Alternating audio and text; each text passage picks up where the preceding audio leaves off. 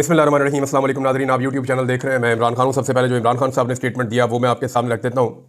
और इमरान खान साहब ने बड़ी क्लैरिटी के साथ कुछ चीज़ें अब नौजवानों के लिए बोली हैं, क्योंकि देखें जितनी दफ़ा भी पाकिस्तान तहरीक इंसाफ के लोग वहाँ तक पहुँचे जहाँ तक इमरान खान साहब ने कहा, तो उतनी मरतबा ही ये नौजवानों की ताकत के बलबूते पर पहुँचे हैं।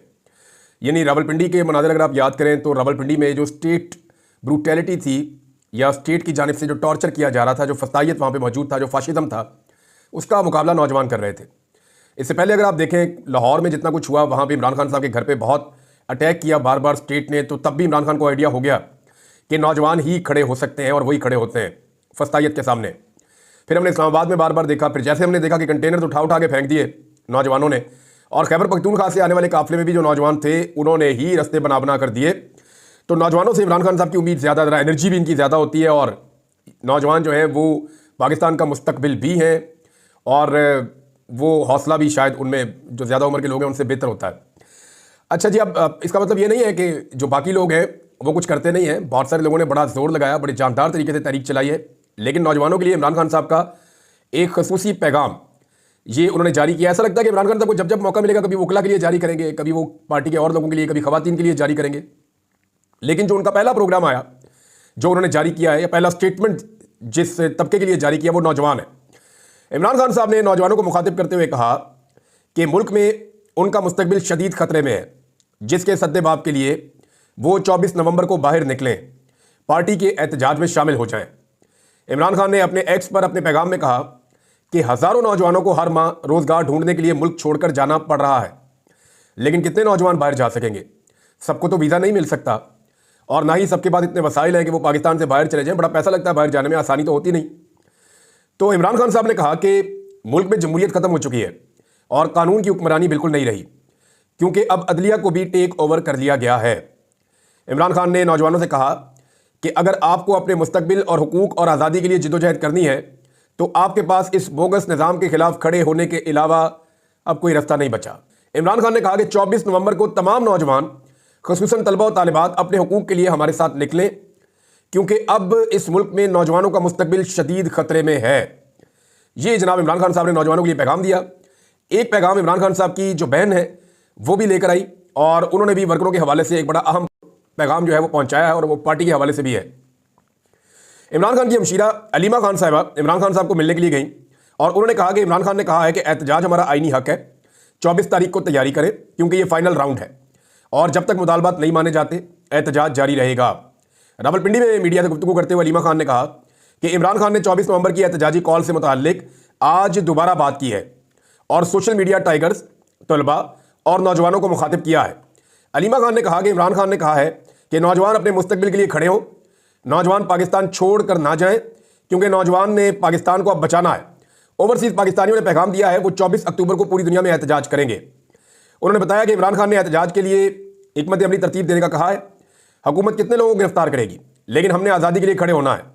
अलीमा खान ने मजीद कहा कि इमरान खान ने कहा कि 80 साल की आंटियों को भी एहतजाज में शामिल करें। कराची और कोयटा वालों के लिए पैगाम है, वो अपने सूबों में एहतजाज करें।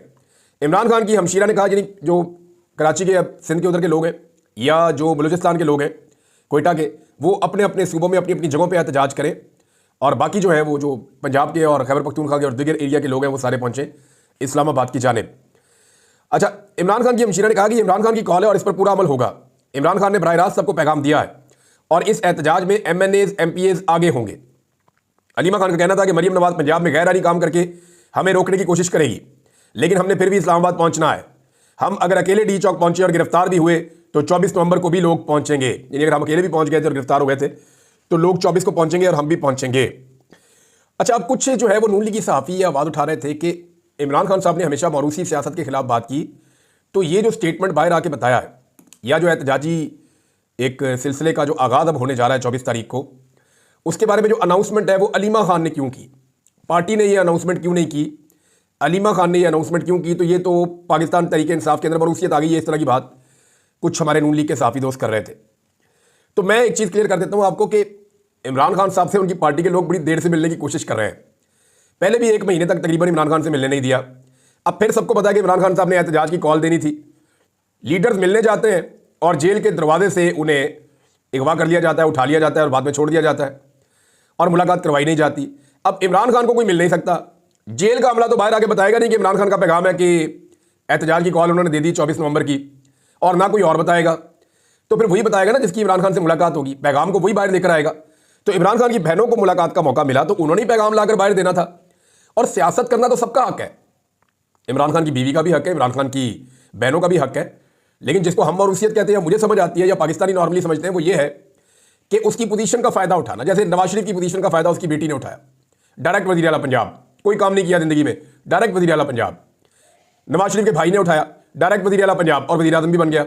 नवाज शरीफ के भतीजे ने उठाया, तो इसको मरूसियत कहते हैं। जैसा कि बिलावल जो है वो बेनजीर भुट्टो की शहादत के बाद ऑटोमेटिकली पाकिस्तान पीपल्स पार्टी का चेयरमैन बन गया। हालांकि कोई जरूरत नहीं थी चेयरमैन बनाने की, बेशुमार पार्टी के अंदर और लोग मौजूद थे। लेकिन अचानक एक वसीयत आती है कि ये बादशाहत है, अब हमारा जो ब्लड है, हमारा जो खून है, वो आपके ऊपर क़यादत करेगा, और एक बच्चे को उठा के चेयरमैन बना दिया पार्टी का। तो इन सारी चीज़ों को इसको मरूसियत कहते हैं। और बहुत सारी एग्जाम्पल्स हैं, पीटीआई के अंदर एग्जाम्पल्स हैं।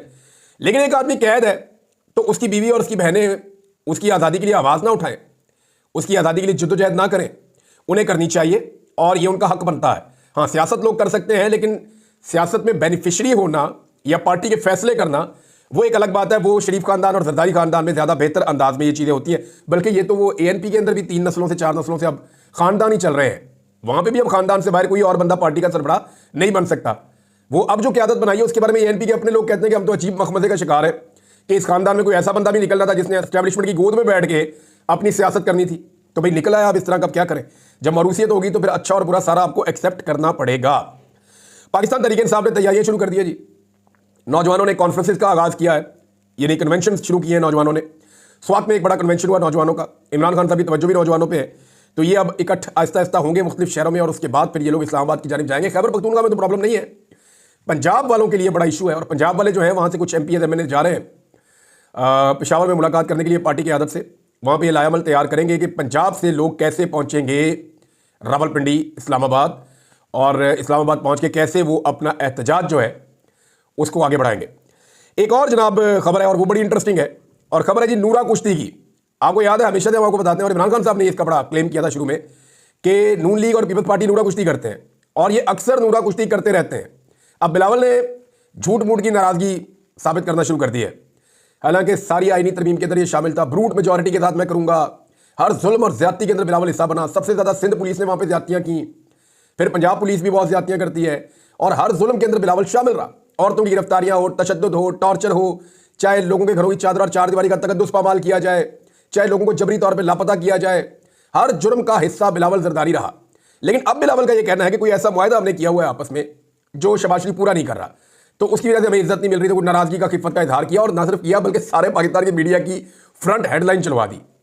जितना पाकिस्तान का इलेक्ट्रॉनिक या प्रिंट मीडिया है, सोशल मीडिया, हर जगह पर इसको लगवा दिया इस खबर को। ये नूरा कुश्ती है नादरीन, और तवज्जो हटाने के लिए गिमिक है और कुछ भी नहीं है। ये सिर्फ तवज्जो हटाने की कोशिश कर रहे हैं और नूरा कुश्ती कर रहे हैं। अब इनकी तरफ कोई तवज्जो भी नहीं देता।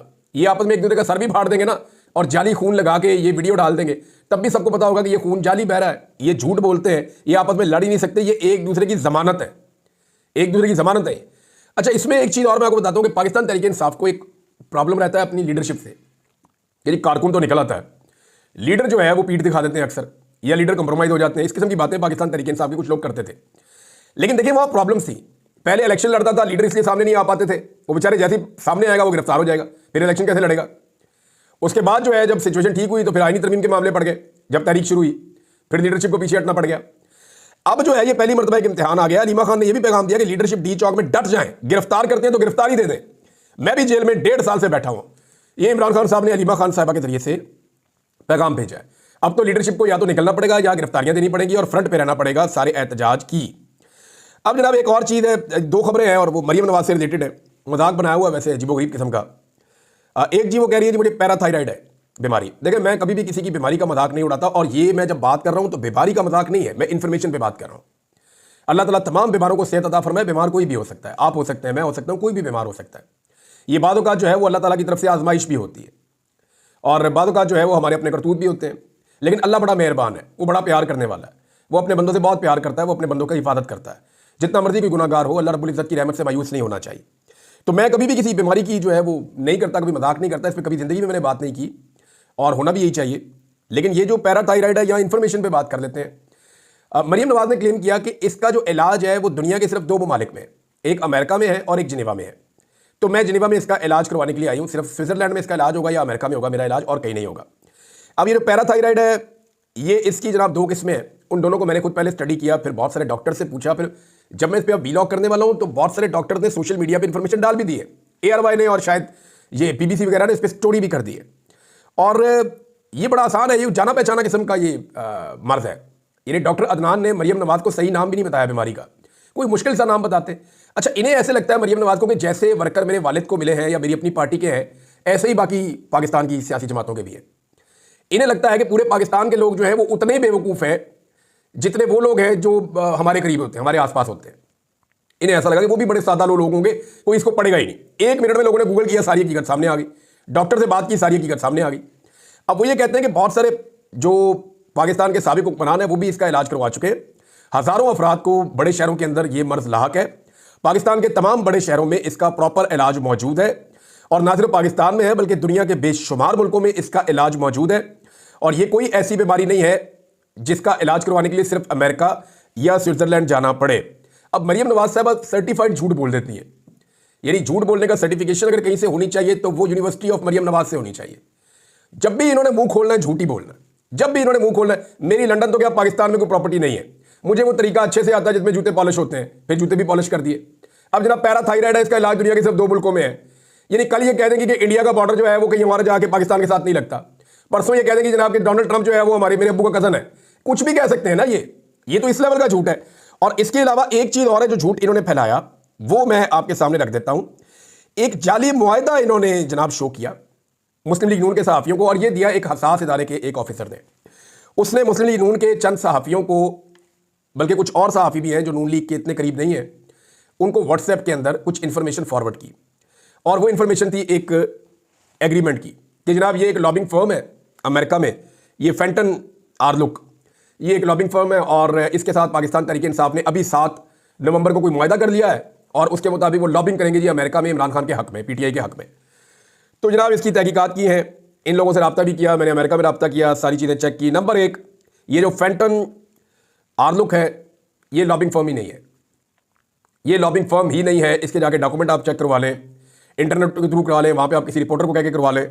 ये लॉबिंग फर्म नहीं है, ये PR फर्म है, पब्लिक रिलेशंस के लिए ये काम करते हैं।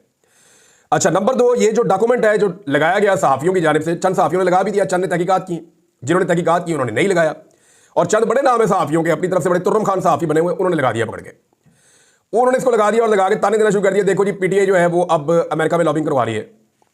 तो मामला यह है कि ये लॉबिंग नहीं थी, ये PR फर्म थी, और ये मुआहदा हुआ था PR के लिए जब इमरान खान साहब के ऊपर पाकिस्तान में मीडिया पे बंदिश हो गई थी और मीडिया पे तकरीबन ब्लैकआउट हो रहा था। और ये टाइम था 2022 के आखिरी टाइम था, ये जुलाई अगस्त का टाइम था शायद।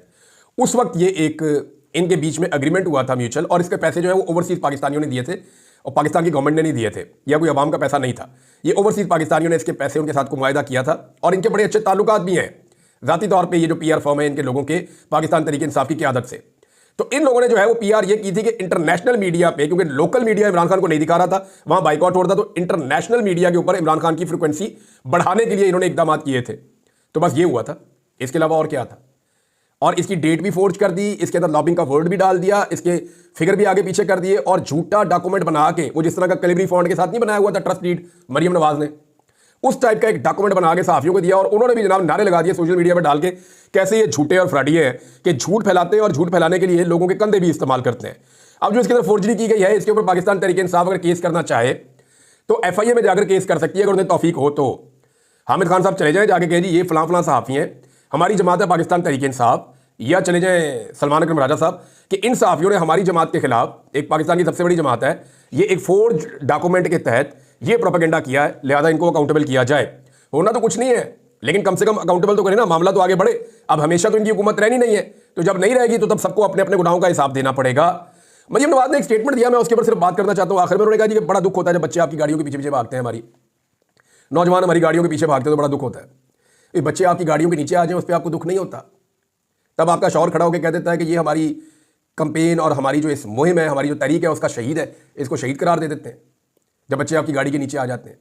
जब आपके वालिद गिरामी की गाड़ी का गरम गरम बोनट लोग अपने होंठों से चूमते हुए अपने होंठ जला बैठते हैं, तब आपको दुख नहीं होता? जब आप अपने साथ बहुत सारे लोगों को लेकर गाड़ी चलाते हैं और वो बेचारे गाड़ी के साथ साथ भागते हैं आपके चमचे बनने के लिए, तो उस वक्त आपको दुख नहीं होता? अब जब लोग आपके लिए एहतजाज के लिए निकले, आपसे सवाल पूछते हैं, आपको ये कहते हैं कि आप मैंडेट चोर हैं, तो आपको दुख होता है। मरियम नवाज ने जो बात की है ना कि जी हमारा इलाज जो है, मेरा इलाज जो है वो सिर्फ अमेरिका में या स्विट्जरलैंड में हो सकता है, नहीं, आपका इलाज वहाँ दोनों जगह पे नहीं हो सकता। आपका इलाज सिर्फ एक जगह पे हो सकता है, और वो एक जगह जो है वो पाकिस्तान में है, और यहाँ डॉक्टर इमरान अहमद खान न्याजी आपका इलाज कर सकता है, और वो आप लोगों का सबका इलाज कर रहा है। आप लोगों की बीमारी जो है वो इतनी कॉमन नहीं है, ये बड़ी अजीब डिटाई की बीमारी है, और इसको बड़ा फ्रीक्वेंट इलाज चाहिए, और वो इलाज इमरान अहमद खान न्याजी अडियाला जेल से बैठकर अच्छे तरीके से कर रहा है। पाकिस्तान वापस आइए, यहाँ पे आपका इलाज है। और अगर इन्हें लगता है ना कि वहाँ ओवरसीज ज्यादती करते हैं, तो यहाँ पाकिस्तान में जरा सिक्योरिटी वगैरह निकल के देखें, निकले ना जरा, ख्वाजा आसिफ को चले चेक कर लें। ख्वाजा आसिफ को बोले सिक्योरिटी के बगैर निकल के पंजाब के किसी भी एरिया में जहां पसंद है वहां जाके फिर लें, बंदों को पीछे छोड़ के, पुलिस को पीछे छोड़ के, गुंडों को पीछे छोड़ के जाकर कहीं भी फिर लें, देखें लोग उनके बारे में कैसी बातें करते हैं। आपको लगेगा कि ओवरसीज तो बहुत अच्छे हैं, वो तो कुछ भी नहीं कहते। अब तक के लिए इतने, अपना ख्याल रखिएगा, अपने चैनल का भी। अल्लाह हाफिज़।